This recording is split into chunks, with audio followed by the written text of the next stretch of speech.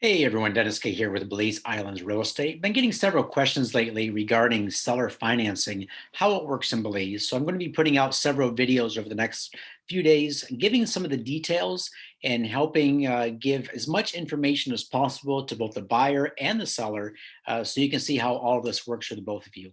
So the question came up: how does the buyer make payments to the seller? So you see here in paragraph three, it's usually paragraph three or paragraph four in our seller financing agreements. It spells out the terms of the deal. For example, on this deal, it's a 10-10-10 program. So they put 10% down on the purchase. They're left with a balance of 54,000. 10% interest is the rate, and it's 120 months or 10 years. And here is a monthly payment starting on May 15th. So the question is, how is this monthly payment paid to the seller? You can make that payment one of several ways. The easiest thing to do is set up a direct bank to bank transfer. So the seller calls the bank, say, "Look, I need to make a monthly payment. Can you set this up automatically?" Goes to the buyer. The buyer makes the payment to the seller. Sorry about that. And so the buyer makes call to his bank, say, "Hey, look, I need to set this up every month on the 15th. I need this payment to go directly to the seller. Here's his account information." That's the best way because number one, it keeps it automatic. You don't have to remember to send a check, remember to send a payment every month, and it makes it very, very easy. Also, if you guys want to set it up, and this is left up to discuss between the buyer and the seller. Sometimes, if the seller has a business or a corporate account, for example, if he can process credit cards or debit cards, for example, what I do on many of my deals is I'll offer the option of either making a direct payment to my bank account in the United States, or I might have them, I might just run their credit card or debit card each month. And there is sometimes a small fee in order to do that, but the fee is often balanced out by the fact that many people who pay with a credit or debit card are often able to accumulate some travel miles that they can use on flights, resorts, or something like that. But the details of this are always left up to the buyer and seller to work out because that can change over time. For example, the seller can request that the payments go to a different bank account, maybe even a different country. For example, if he has a Belize bank account, or maybe he's Canadian and he sets up a bank in the US. So that's always left between the seller and buyer to work out. But if you guys have any questions, need my help setting that up, just let me know. I'm here to help you. Now, the second question is, what happens in the case of a default? All right. So in the contract, paragraph number 14 is what often deals with the default. So first of all, just be reassured that defaults are very rare, and when they do happen, we do as much as possible to assist both the buyer and the seller in the process. All right. So here's the, you could say, the good news and the bad news. So paragraph 14: if you as a buyer cannot make payments anymore. Let's say you have a catastrophic financial event in your life, some sort of bankruptcy, some sort of job loss or business failure, something where you absolutely cannot make payments anymore. Then the seller can even invoke paragraph 14, this clause, where they can write a registered letter, send it to your home address, stating that you have 45 days to get caught up. If you are not able to get caught up within those 45 days, then they have the right to terminate this purchase agreement. Basically, you are forfeiting your down payment and your monthly payments, and the property reverts to the seller free and clear. Now, what we would normally do, and what I've done in a very, very few cases where I've had a default on one of my personal properties, is that I always, always try to work out a deal with the buyer. Always. For example, right now I have a buyer who's making half payments. They just can't make the full payment right now, so they're paying half payments on their property till they get on their feet. They've been affected by COVID-19.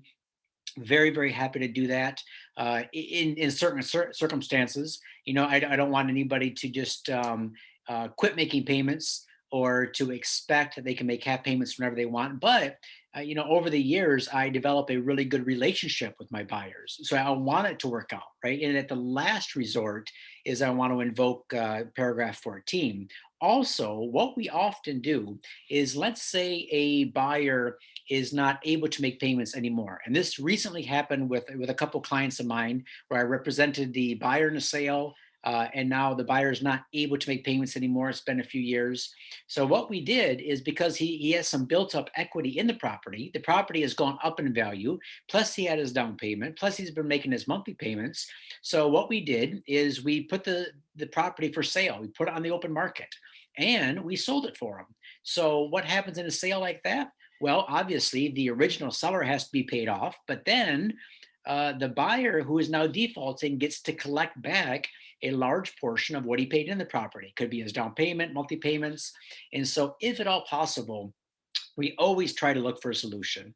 At the very, very last resort, if there's no other choice, then there's a default. Now, what does a default look like? Well, in Belize, I tell you what, Belize keeps things really simple. There's no court cost. There's no going through court. There's no fees. There's no lawyers to get involved.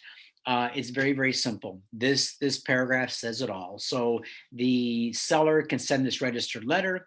If no deal is worked out and the buyer has to walk, then they walk, right? So the good news is that this doesn't negatively affect the buyer's credit rating at all in the States or Canada, because there's no reporting to those entities. So, for example, over the last 15 years, I've dealt with dozens of mortgages on my own. I've had, I think, a total of three clients default in 15 years out of all the mortgages I've held. And in each case, each and every one, the buyers were not able to move forward. We did everything possible to sell it for them. It just didn't work out. And on every single case, these three buyers and myself parted ways on extremely good terms. All right, because they knew they couldn't pay. They knew they had to default. And yeah, you know what? It was a difficult thing to do, but in the end, they got a fresh start. They didn't have this loan hanging over their heads. It's like in the States or Canada where you default on a doctor bill and that it follows you around for years on your credit report. And I hope that these three buyers who had the default come back to me again and were able to put another deal together. And I'm going to look for the best deal for them. So this clause is really helpful because it puts both the buyer and the seller at ease. So if anything comes up, let me know. I'd be happy to get involved. I'd be happy to work with you guys on this deal.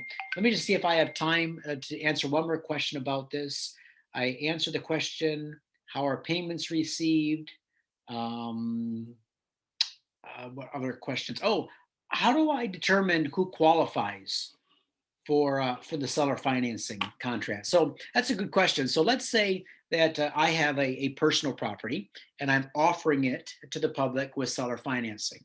Now, how do I develop a comfort level? Because I don't do credit checks, right? There's no credit reporting done. So basically, I look at it like this: if a person has enough wherewithal to be looking at Belize real estate, and they have enough to come up with their down payment and their closing cost. And I get a little bit of a feel as far as what they're hoping to do with the property. So they're telling me they got plans to build, or maybe they got 5 or 10 years before they retire. So they're going to have some money coming in from 401ks or whatnot. Um, Usually I feel really comfortable up front. If I don't feel comfortable, let's say I'm like, yeah, you know what? They're just making it a stretch. They're just stretching it too much. Like, I can see that this purchase, although they want to do it, is maybe not the right decision for them. Maybe it's a little painful. Then what I often do is I often say, look, I'm getting the feeling that this purchase might be at your limit. Why don't we put this one aside and look for something that is maybe a little bit lower in price, maybe a little bit different terms. Let's try to get your overall cost down, your overall monthly payment down. Let's see what we can do.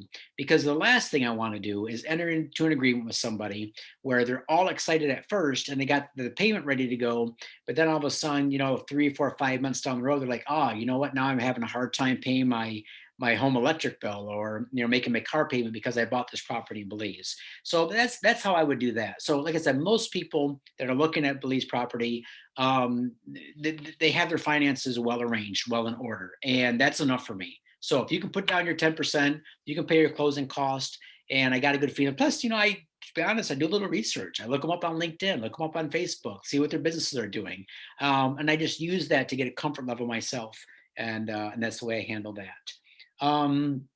This question also came in: what is the process of getting the property back? I just went through that for you, and I went through about if there's defaults and how that's handled. All right. All right, guys, thanks a lot. I appreciate you watching today. If you have any questions regarding how a seller financing works in Belize, let me know, because this program that we often help our buyers and sellers set up, the 10-10-10 or 10-10-20 or 10-10-30, whatever it might be, this is working really well for a lot of people. And it's enabling more people to invest in Belize, live the dream, get their dream property, own property on Ambergris Key, set themselves up for future retirement or future investments. And it really feels good to be a part of it. So, again, if you have any comments, questions, concerns about any of this, how it works, what properties we have now or might be coming up that come with seller financing, let me know. Hit me up in the comments below. And if you want to jump on a Zoom call with me, you know what to do. Hit me up on the Buy Me Coffee link. Take care of Steph and I. We appreciate that. And looking forward to seeing you in Belize real soon. Take care.